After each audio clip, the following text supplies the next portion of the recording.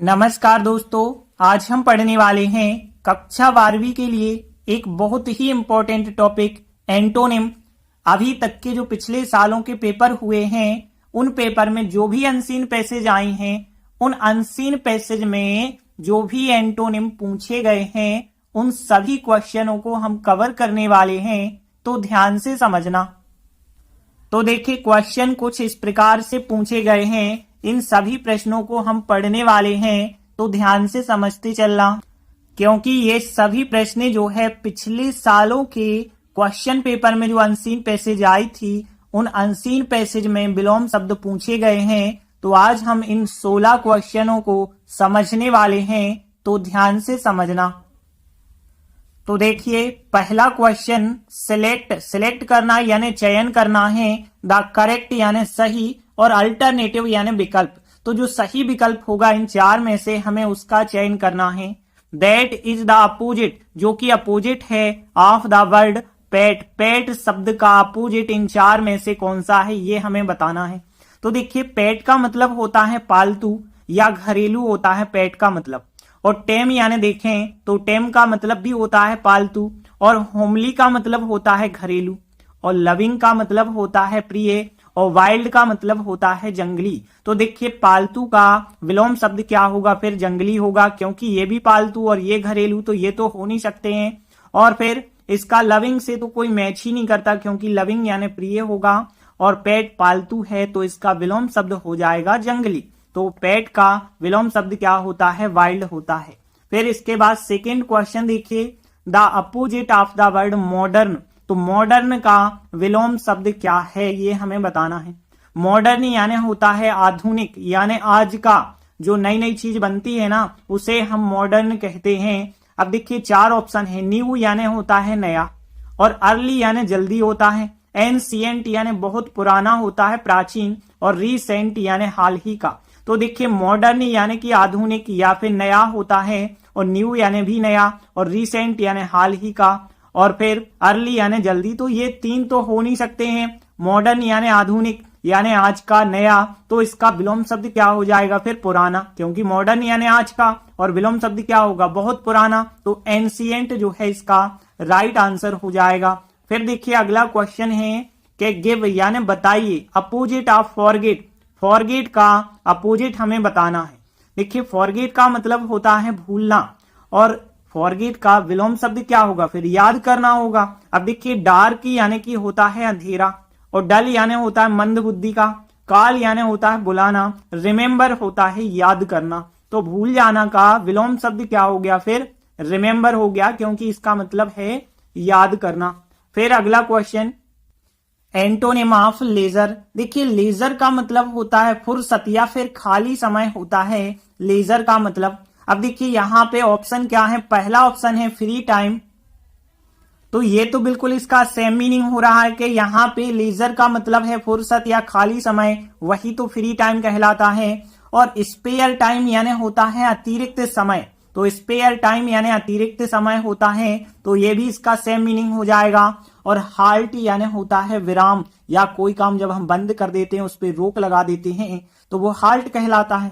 अब देखिए, इंगेज का मतलब वैसे तो सगाई करना होता है, या फिर दूसरा मीनिंग होता है इंगेज का व्यस्त होता है। तो देखिए, खाली समय का विलोम शब्द क्या हो जाएगा, व्यस्त हो जाएगा। आप खाली हैं और आप व्यस्त हैं, तो व्यस्त इसका विलोम शब्द हो जाएगा। तो राइट आंसर होगा तीसरा, इंगेज राइट आंसर हो जाएगा। फिर इसके बाद अगला क्वेश्चन देखिए, find the opposite of the word. Find करना है हमें, ढूंढना है, अपोजिट शब्द ढूंढना है चीयरिंग का इन द गिवन पैसेज। अब देखिए, आपको एक पैसेज दिया गया होगा, उस पैसेज में आपको चीयरिंग का विलोम शब्द ढूंढना है। तो देखिए, चीयरिंग का मतलब क्या होता है, जब हम प्रसन्न होते हैं ना तो उसे कहा जाता है चीयरिंग। अब देखिए, चार ऑप्शन है। शेकिंग करना आप जानते हैं हिलाना होता है, और डिसअपॉइंटिंग यानी कि होती है निराशा, जब हम निराश होते हैं तो वो डिसअपॉइंटिंग। और कंक्लूड क्या होता है, निष्कर्ष निकालना होता है। रिक्वेस्टिंग करना यानी कि प्रार्थना करना होता है। तो देखिए, यहाँ पे बहुत ज्यादा आप खुश हो रहे हैं तो उसका विलोम शब्द निराश होना हो जाएगा। तो डिसअपॉइंटिंग होगा इसका राइट आंसर, क्योंकि चीयरिंग करना यानी खुश होना होता है और डिसअपॉइंट यानी होता है निराश होना। तो खुश होना का विलोम शब्द क्या हो गया फिर? निराश होना यानी डिसअपॉइंटिंग इसका राइट आंसर हो जाएगा। फिर देखिए अगला कि right antonym of the word discipline. देखिए डिसिप्लिन यानी होता है अनुशासन, और अनुशासन का विलोम शब्द क्या होगा? तो ये होता है डिसिप्लिन का इनडिसिप्लिन। IN और आपको आगे जोड़ देना है, तो इनडिसिप्लिन हो जाएगा इसका विलोम शब्द। तो देखिए आंसर क्या होगा? इनडिसिप्लिन यानी अनुशासनहीनता हो जाएगी। जब हम अनुशासन नहीं मानते हैं तो वो इनडिसिप्लिन कहा जाता है। तो डिसिप्लिन का विलोम शब्द क्या हो गया? इनडिसिप्लिन। इसके बाद अगला 7वां क्वेश्चन देखिए, give the antonym of the word support. Support का विलोम शब्द बताना है। यहां भी ऑप्शन नहीं है। तो देखिए सपोर्ट का मीनिंग क्या होता है? जब आप किसी की सहायता करते हैं, किसी को समर्थन देते हैं, तो वो क्रिया सपोर्ट कहलाती है। और इसका विलोम शब्द क्या होगा? जब हम किसी का विरोध करेंगे, अब उसे सपोर्ट नहीं कर रहे, उल्टा क्या करेंगे? उसका विरोध करेंगे। और विरोध करना को बहुत सारे वर्ड होते हैं, लेकिन हम एक कोई भी वर्ड लिख सकते हैं, अपोज। तो इसका आंसर हम अपोज लिखेंगे। अपोज का मतलब क्या होता है? विरोध करना। देखिए ऐसे बहुत सारे वर्ड होंगे जो इसके विलोम शब्द हो सकते हैं, तो आप कोई भी उनमें से आप विलोम शब्द लिख सकते हैं। तो अपोज यहां पे हमने लिखा है, जिसका मीनिंग होता है विरोध करना। फिर इसके बाद देखिए अगला क्वेश्चन देखें, तो give the opposite of the word imported. देखिए इंपोर्ट करना जब आपको पता होगा, इंपोर्ट करना क्या होता है? आयात करना होता है। और आयात का विलोम शब्द होता है निर्यात। सुना होगा आपने, आयात करते हैं जब कोई भी चीज हम मंगाते हैं विदेशों से, तो वो आयात करना कहलाता है। जब वहां पे भेजते हैं तो निर्यात करना, जो कि एक्सपोर्ट कहलाता है। तो इसका आंसर हम एक्सपोर्ट तो लिखेंगे, लेकिन ध्यान रखना यहां थर्ड फॉर्म में दिया है क्वेश्चन, तो थर्ड फॉर्म में हमारा आंसर भी लिखना पड़ेगा। तो इंपोर्ट का मतलब जो होता है आयात करना, और एक्सपोर्ट का मतलब निर्यात करना। यहां ईडी लगा है मतलब थर्ड फॉर्म, तो यहां भी हम थर्ड फॉर्म में ही आंसर लिखेंगे। इसके बाद अगला 9वां क्वेश्चन देखिए, अपोजिट ऑफ राइज इज, यानी राइज शब्द का विलोम क्या है? 4 ऑप्शन हैं, सेट, प्रोग्रेस, प्रमोशन या डाउनफॉल। तो देखिए पहले तो आपको मीनिंग पता होना जरूरी है। राइज यानी होता है वैसे तो सूर्य का निकलना, उदय होना, या किसी भी चीज में वृद्धि होना होता है राइज का मतलब। और सेट की बात करें, सेट तो बैठना होता है। प्रोग्रेस यानी उन्नति होती है, और प्रमोशन यानी तरक्की या वृद्धि होता है। और डाउनफॉल का मतलब जो होता है पतन, यानी कोई भी चीज जब नीचे जाती है ना, तो वो कहलाता है उसका पतन। तो राइज यानी ऊपर उठना होता है, वृद्धि होना होता है। अब उसका विलोम शब्द क्या होगा? नीचे गिरना हो जाएगा, उसका पतन होना, डाउनफॉल हो जाएगा इसका राइट आंसर। फिर अगला देखिए क्वेश्चन कि यहाँ पे give the antonym of real. तो रियल का विलोम शब्द क्या होगा? तो देखिए राइट, रॉन्ग, फॉल्स और टेम्परेरी। तो पहले तो हमें इनके मीनिंग पता होने चाहिए। देखिए रियल का जो अर्थ होता है वो क्या होता है कि रियल यानी वास्तविक होता है, असली वाला होता है, हकीकत वाला। राइट यानी सही होता है, रॉन्ग यानी गलत, फॉल्स, यदि हम फॉल्स की बात करें तो फॉल्स का मीनिंग होता है वैसे तो असत्य, एक और फर्जी या बनावटी होता है। और टेम्परेरी का मतलब जो होता है अल्पकालिक या अस्थायी होता है। तो देखिए यहाँ पे रियल का मतलब क्या है? असली, हकीकत वाला। लेकिन यहाँ फॉल्स का मीनिंग क्या हमने बताया? फर्जी या बनावटी। तो इसका विलोम शब्द होगा फॉल्स यानी फर्जी या बनावटी। रॉन्ग नहीं हो सकता, क्योंकि यहाँ पे रॉन्ग का मतलब गलत होता है। गलत यानी जो सही होता है या गलत होता है। तो राइट का विलोम शब्द रॉन्ग होगा, लेकिन रियल का विलोम शब्द एक तो अनरियल हो सकता है, यदि अनरियल ऑप्शन में होता, या फेक ऑप्शन में होता, या फिर यहाँ फॉल्स ऑप्शन में है, तो फॉल्स यहाँ पे करेक्ट आंसर होगा। फिर देखते हैं अगला क्वेश्चन जो है कि यहाँ पे डिपार्ट का, depart is the opposite of, के डिपार्ट शब्द किसका अपोजिट होगा? कम, गो, स्टे, रन। तो पहले तो आपको डिपार्ट का मतलब पता होना चाहिए। डिपार्ट का मतलब किसी स्थान पे यदि आप हैं, उस स्थान से आप चले जाते हैं, उस स्थान से आप प्रस्थान कर लेते हैं, उस स्थान से आप रवाना हो जाते हैं, तो उसे डिपार्ट कहा जाता है। अब देखिए डिपार्ट हमें पता चल गया, रवाना होना या प्रस्थान करना किसी स्थान से। अब उसका विलोम शब्द क्या होगा? जब हम किसी स्थान में आएंगे, किसी स्थान में प्रवेश करेंगे, वो उसका विलोम शब्द होगा, क्योंकि यहाँ पे आप उस स्थान से निकल चुके हैं, उस स्थान से रवाना हो गए हैं, तो अब आप उस स्थान पे आएंगे तो वो हो जाएगा आपका विलोम शब्द। तो यहाँ पे कम राइट आंसर होगा। देखिए इंटर यदि ऑप्शन में होता है, इंटर भी होता है किसी स्थान में प्रवेश करना, तो इसका विलोम शब्द इंटर भी हो सकता था। यहाँ पे कम है ऑप्शन में, इस वजह से कम होगा। गो तो हो नहीं सकता है जाना, रन दौड़ना नहीं हो सकता, स्टे यानी रुकना या ठहरना, ये तो हो नहीं सकता है। तो डिपार्ट का मतलब था किसी स्थान को छोड़ करके जाना, और कम हो जाएगा किसी स्थान पे आना, तो कम इसका राइट आंसर हो जाएगा। इसके बाद अगला 12वां क्वेश्चन देखिए, give prefix to the word punctuality and make it opposite in meaning. देखिए आपकी बार कोई ऑप्शन नहीं दिए गए हैं, इसलिए इसको समझना बहुत जरूरी है।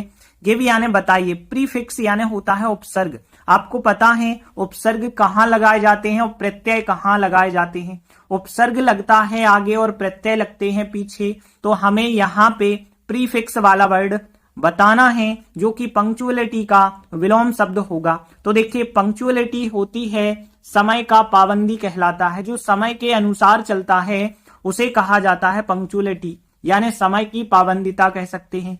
और इसका हमें विलोम शब्द बनाना है, वो भी प्रीफिक्स लगा के। तो प्रीफिक्स लगता है आगे, तो शुरुआत में कोई ऐसा शब्द हम लगा दें कि इसका विलोम शब्द बन जाए, तो अन लगाएंगे। ध्यान रखना, तो अनपंक्चुअलिटी इसका राइट आंसर होगा, क्योंकि अनपंक्चुअलिटी का मतलब होता है कि जो समय के अनुसार नहीं चलता है, यानी कि जो समय का पाबंदी नहीं होता है, उसे हम कह सकते हैं अनपंक्चुअलिटी।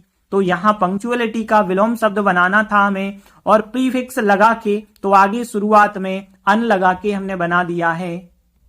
इसके बाद अगला 13वां क्वेश्चन देखिए, the antonym of gay is. तो गे का विलोम शब्द क्या होगा? तो देखिए पहले तो आपको इसका मतलब पता होना चाहिए। तो गे का मतलब एक तो समलैंगिक होता है, यानी कि वह आदमी जो महिला और पुरुष दोनों के गुण उसमें होते हैं, उसे हम गे कहते हैं, यानी समलैंगिक। और दूसरा मीनिंग होता है खुश मिजाज। तो ध्यान रखेंगे इसका मीनिंग है खुश मिजाज, तो इसका विलोम शब्द इनमें से क्या होगा? चीयरफुल यानी प्रसन्न होता है, और सॉरोफुल यानी होता है उदास। तो सॉरोफुल का मतलब उदास या दुखी होता है। और फिर यहाँ पे वांटन यानी कि होता है चंचल, अस्थिर होता है। और फिर गॉडी का मतलब भड़कीला होता है। तो देखिए इसका मतलब हमने बताया खुश मिजाज, और खुश मिजाज का विलोम शब्द क्या हो जाएगा? दुखी या उदास हो जाएगा। तो सॉरोफुल इसका राइट आंसर होगा। इसके बाद अगला क्वेश्चन देखिए, द अपोजिट ऑफ हारमनी। तो हारमनी का अपोजिट क्या होता है? तो देखिए हारमनी का पहले तो आपको मतलब पता होना चाहिए। हारमनी यानी होती है समरूपता, लोगों के बीच समानता की भावना, लोगों के बीच जब तालमेल बना रहता है, समरसता की भावना होती है, तो उसे कहा जाता है हारमनी। और इसका विलोम शब्द जो होगा वो ध्यान रखना डिस्कॉर्ड, क्योंकि अब यहाँ ऑप्शन तो दिए नहीं गए। तो डिस्कॉर्ड का मतलब होता है मतभेद होना, जब सहमति नहीं होती है, असहमति होती है लोगों के बीच, तो उसे हम डिस्कॉर्ड कहते हैं। तो हारमनी का विलोम शब्द हो जाएगा डिस्कॉर्ड। इसके बाद अगला 15वां क्वेश्चन देखिए, यहाँ पे ऑप्शन आपको दिए गए हैं, चूज करना है यानी चयन करना है आपको। द वर्ड वह शब्द चयन करना है विच इज अपोजिट, जो कि अपोजिट है, in the meaning to the word bitterly. अब देखिए बिटरली का अपोजिट कौन सा है जो कि एज यूज्ड उपयोग किया गया होगा। इन द पैसेज, जो पैसेज दिया है उस पैसेज में इसका विलोम शब्द उपयोग किया गया होगा। तो इसका विलोम शब्द क्या होगा? तो मीनिंग यदि आपको पता है ना, तो आराम से आप विलोम शब्द बना सकते हैं। तो देखिए बिटरली का मतलब क्या होता है? कड़वाहट से। तो बिटर का मतलब होता है कड़वा, और यहाँ एलवाई जोड़ा है यानी कि एडवर्ब फॉर्म बना है, तो कड़वाहट से। और आप जानते हैं कि कोई भी चीज कड़वी है तो उसका विलोम शब्द होगा मीठा, यानी स्वीटली हो जाएगा इसका विलोम शब्द। बाकी मीनिंग देख लेते हैं। एंग्रीली होता है, आप जानते हैं जब आप गुस्सा होते हैं तो क्रोध करते हैं, क्रोध पूर्वक कह सकते हैं एंग्रीली। और फिर सॉरली का मतलब सॉर यानी खट्टा होता है, तो खट्टा तो होगा नहीं यहाँ पे, क्योंकि कड़वा का विलोम शब्द होता है मीठा। और फ्रीजिंग आप जानते ही हैं, बहुत ठंडा या जब कोई चीज जम जाती है तो वो फ्रीज कहलाती है। और ग्लैडी यानी कि होता है प्रसन्न, तो यहाँ पे बिटरली का विलोम शब्द हो जाएगा स्वीटली। इसके बाद अगला क्वेश्चन 16वां है, antonym of the word magnify is. देखिए मैग्नीफाई का विलोम शब्द क्या है, 4 ऑप्शन दिए गए हैं, लेकिन मीनिंग तो पता होना जरूरी है। मैग्नीफाई करना यानी कि कोई भी बात बड़ा चढ़ा के कहना होता है। अब देखिए ऑप्शन में जो है, एक तो एम्पलीफाई यानी कि जब हम आवाज को बढ़ाते हैं वो क्रिया एम्पलीफाई कहलाती है, या कोई बात बड़ा चढ़ा के कहते हैं तो वो भी एम्पलीफाई कहलाती है। तो एम्पलीफाई और मैग्नीफाई तो बिल्कुल सेम मीनिंग हो गए। और फिर देखिए यहाँ पे वेरीफाई का मतलब होता है सत्यापित करना होता है, और कंप्रेस का मतलब जो होता है कोई भी बात संक्षिप्त करके कहना होता है, और इनहेंस का मतलब जो होता है बढ़ाना, कोई भी बात आगे बढ़ाना होता है इनहेंस। तो यहाँ मैग्नीफाई का मतलब क्या था, कोई भी बात बड़ा चढ़ा के कहना, और यहाँ पे कंप्रेस आप देख रहे हैं तो किसी भी बात को संक्षिप्त में कहना। तो इसका आंसर क्या होगा फिर, कंप्रेस।